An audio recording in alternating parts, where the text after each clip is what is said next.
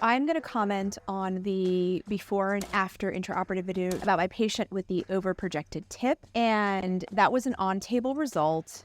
That video already has gotten almost 40,000 views on Instagram, and I've noticed that the more views that it starts to get, I get a greater percentage of people that comment on it that don't really follow me. So over 80% of people who have viewed that video are not followers of mine. And I noticed that in accordance with that, we start to get a lot more negativity, some comments about it doesn't look good, it looks so much better before. And I think some of it really has to do with the fact that they are people that really aren't interested in the plastic surgery world or the sector or really have an understanding of it. And more importantly, they haven't really followed my videos to really understand the translation of what the intraoperative results mean to reality. So a lot of times the on-table results, while they are an indication of the final results, they are definitely not the final results. And that's important to keep in mind. Sometimes, depending on what the overall goal is of the patient, so for instance, if the patient wants a slope or has a certain kind of skin thickness, the intraoperative on-table results can look a little bit more exaggerated, can look a little bit more slopey,